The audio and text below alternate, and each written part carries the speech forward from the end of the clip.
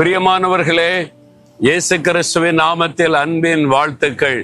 இந்த இடம் பார்க்க எப்படி இருக்கு? அழகா இருக்கா? கடலுக்கு நடுவில் இருக்கிற மாதிரி இருக்குதா? இது ராமேஸ்வரம் இருக்குல்ல, ராமநாதபுரம் மாவட்டம் தமிழ்நாட்டுல. அதுல ராமேஸ்வரம் என்ற பட்டணம் இருக்குல்ல, அங்கிருந்து தனுஷ்கோடிக்கு போகிற வழியில இந்த மாதிரி கடலுக்கு உள்ள நிக்கிற மாதிரி ஒரு கட்டி வச்சிருக்கிறாங்க. ரொம்ப அழகா இருக்கு. ரெண்டு பக்கம் கடல் அலை வந்து கொண்டு இருக்குது, பின்னால அலை வீசுது. ரொம்ப அழகான ஒரு இடம் இது. இங்க வந்தீங்கன்னா இந்த இடத்தெல்லாம் பார்த்து ஆண்டவருடைய சிருஷ்டிப்பின் மகத்துவத்தை நீங்க பார்த்து ரசிக்கலாம். இதை சிருஷ்டித்த தேவனை நீங்க துதிக்கலாம்.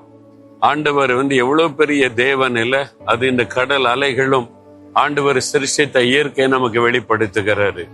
சரி, இன்றைக்கு ஆண்டவர் எனக்கு என்ன வசனம் வைத்திருக்கிறார் நினைக்கீங்களா? 1 சங்கீதம் 3வது வசனம். அவன் செய்வது எல்லாம் வாய்க்கும்.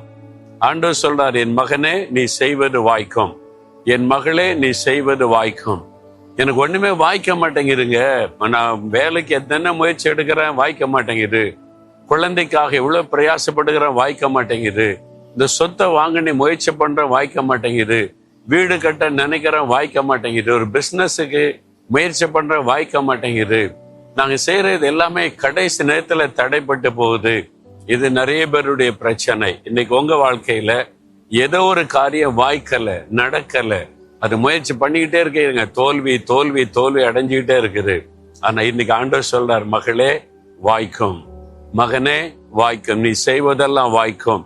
என்ன ஆண்டவர் சொல்றார்? அதுக்கு ஒரு ரகசியம் சொல்றார். அந்த 1 சங்கீதத்தை வாசித்தா, கர்த்தருடைய வேதத்தில் பிரியமாயிருந்து இரவும் பகலும் இந்த வேதத்தில் தியானமாயிருக்கிற மனுஷன் பாக்கியவான், அவன் செய்வதெல்லாம் வாய்க்கும். வாய்க்கணுமானா இதான் ஒரே வழி. ஒரு சமயம் ஒரு நண்பர் அப்படிதான் பேசினார்.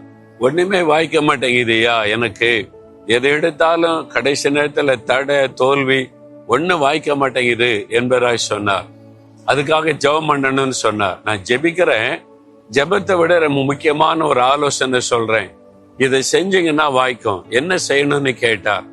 நீங்க பிரயாணப்பட வேண்டாம், உங்களை வருத்தி கொள்ள வேண்டாம், காணிக்க கொடுக்க வேண்டாம், உங்க பண செல்வத்தை கொடுக்க வேண்டாம், வசனத்துல தியானமா இருங்க. இந்த 1 சங்கீதத்தை வாசித்து காண்பித்து வேதத்துல பிரியமா இருந்து அதை தினம் வாசித்து தியானித்து அந்த நாள் முழுவதும் வசனத்தை தியானித்து கொண்டே இருங்க, காரியம் வாய்க்கும்னு. அப்படி அவ்வளவுதான். ரொம்ப சிம்பிள் இல்ல? இப்போ நிறைய காணிக்க கொடுங்க, வாய்க்கும்னா கொடுக்க ரெடியா இருக்கிறோம். நீங்க நடந்து வாங்க, இதை பண்ணுங்க அதை பண்ணுங்கன்னா ரெடியா இருக்கிறோம். ஆண்டவர் கஷ்டமானதை செய்ய சொல்லல, ரொம்ப சுலபம். தினம் பைபிள் வாசிங்க, தியானிங்க, அவ்வளவுதான் சொல்றார். அவர் தன்னை ஒப்பு கொடுத்து வசனத்தை தினந்தோறும் வாசித்து தியானிக்க ஆரம்பிச்ச உடனே காரியம் வாய்த்தது, தடைகள் விலகிவிட்டது. அவ்வளவுதான். வசனத்தின்படி நம்மை வாழ்வதற்கு அர்ப்பணிப்பாரு. இன்னைக்கு ஒப்பு கொடுக்கிறீங்களா? ஆண்டவரே, என் காரியம் வாய்க்கும், நான் விசுவாசிக்கிறேன். உம்முடைய வேதத்தில் பிரியமா இருந்த நான் தியானமா இருப்பேன்.